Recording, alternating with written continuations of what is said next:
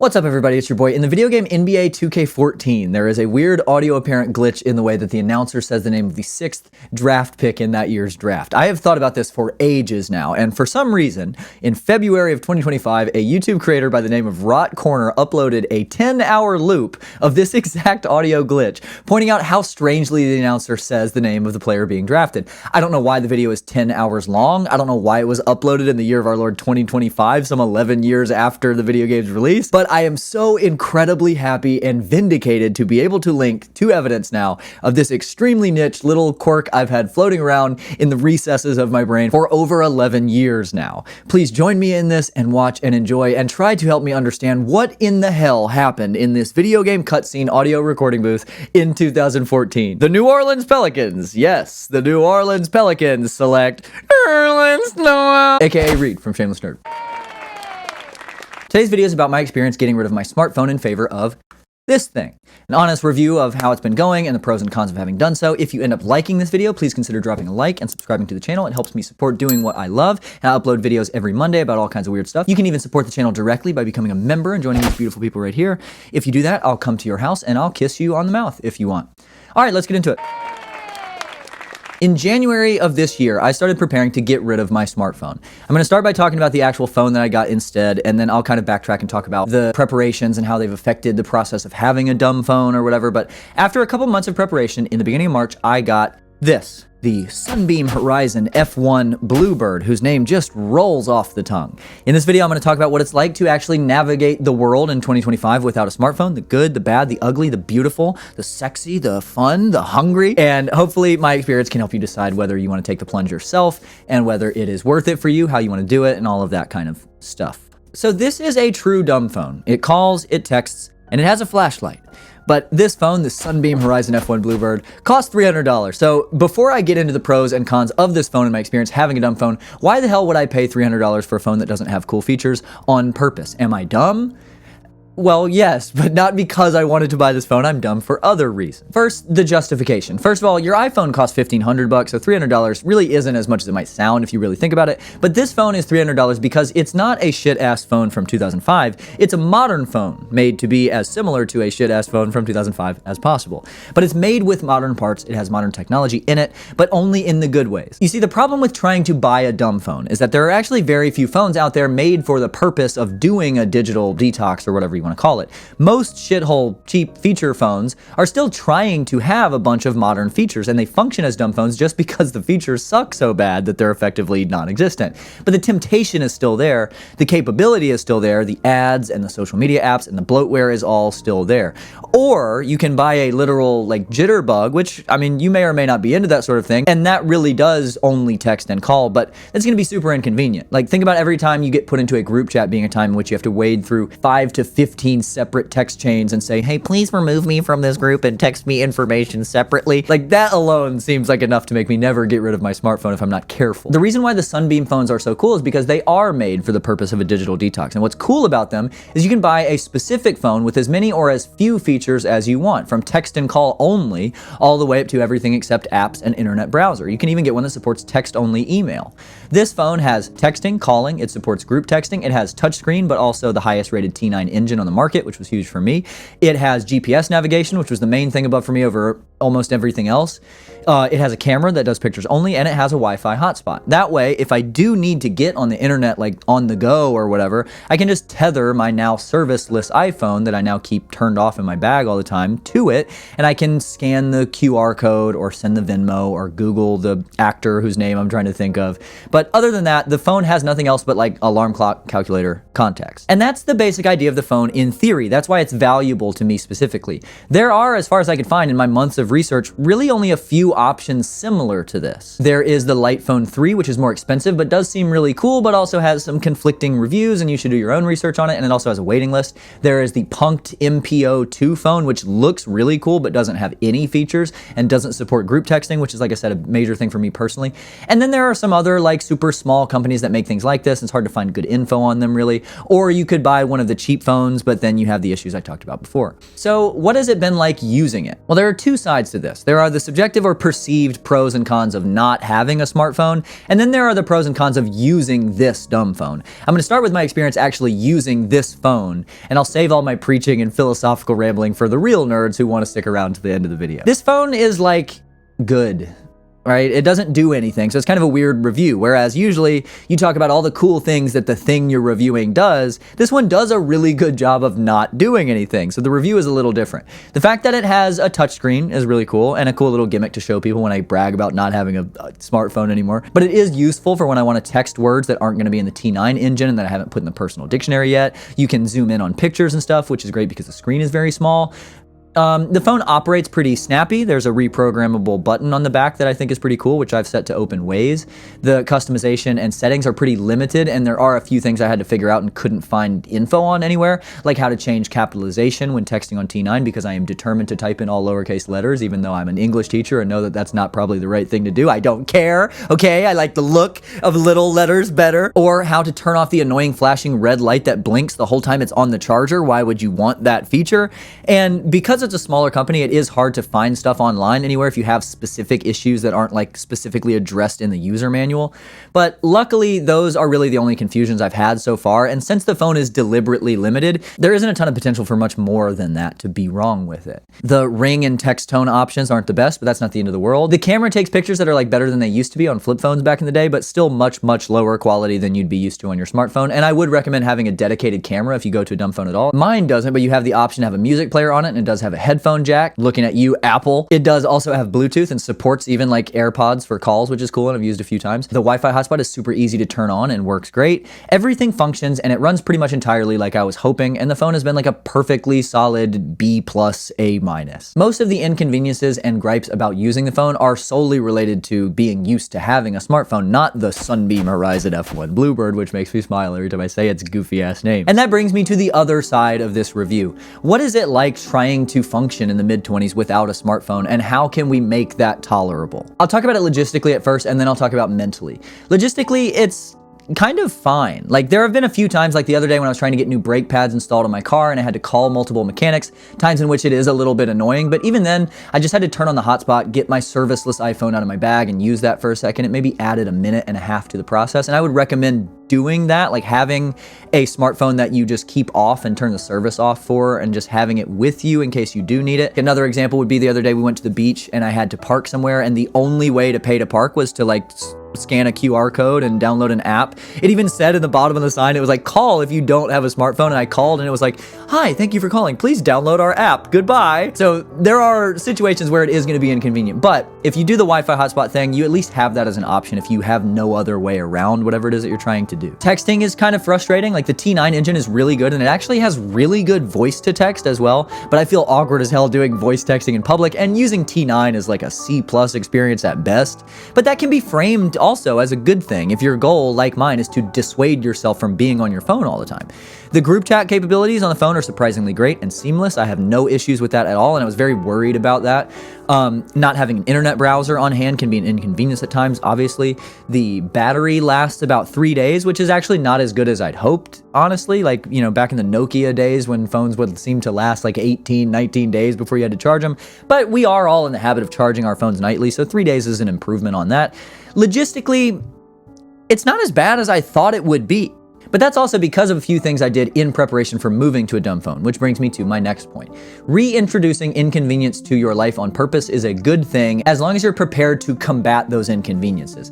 Look, I've been as realistic and unbiased as possible up to this point. I've tried to portray this from both sides as much as possible, but to be honest with you, even the inconveniences of having a dumb phone present cool opportunities if you want them to be cool opportunities. Before I even got the phone, I got this iPod mini, for example. I learned how to flash mod it to give it way more storage. I replaced the battery, both of which were fun, little, cool, rewarding projects. And then I spent about 3 weeks finding and legally downloading thousands of songs onto it, and it's been very fun and cool to have a music library of my own for which I don't need signal and doesn't buffer, and which doesn't suggest things to me and try to curate my listening experience and platform paid advertisements for artists I never want to listen to.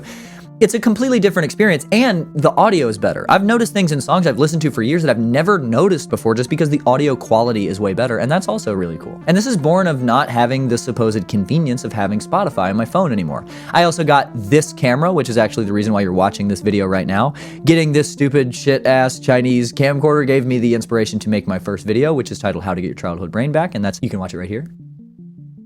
And that's what's given me this whole channel and this new creative outlet, and that has changed my life, to be honest with you. The dumb phone also got me using pocket notebooks, of which I now carry 6 with me at all times, and have been another really cool byproduct of this inconvenience of not having a smartphone with me all the time. I have a video talking about what I use each of those for, which you can watch right here in the corner. I also got and then soft modded this Nintendo DS, which reignited my love for Pokemon and video games and has been another great and fun outlet for me lately. And the coolest byproduct of this inconvenience of having a dumb phone is that I've gotten to talk to people again. When I'm in Walmart and I can't find something, I get to talk to a person and ask them for help. Or when I want to order takeout or a pizza, I get to call and talk to a real human being who like breathes and has like a favorite color. And maybe that's a negative for some people, and it wasn't negative for me at first, or it was like daunting or kind of like anxiety inducing, but it's been really refreshing and nice, and I hadn't realized how isolated and insulated my life had become. And the last thing I want to talk about, which I'd save for the end because I wanted to go through as many actual negatives and realities as possible so people out there might actually take this into consideration and that I'm not just insane or have my mind made up no matter what, because like it has been inconvenience in ways. There was an adjustment period. It wasn't completely painless. But anyway, the last thing I want to talk about is what it has done for me, like why I wanted to do it in the first place and whether or not that has worked. And I'm not going to pretend to be reasonable here. Get rid of your smartphone. Like just at the risk of sounding super preachy and condescending and whatever. Like I hope I'm not coming off that way. That's not my intention, but like we are wasting our lives staring at our phones. When I go anywhere now, it is all that I see and it makes me sad. At any restaurant or the bank or the doctor's office or the aisles of Walmart, everyone around me from the age of 2 all the way up to elderly women on a walker, all the way up to elderly women on a walker are silent, staring at a box in their hands, and everything is eerily quiet and sterile and weird.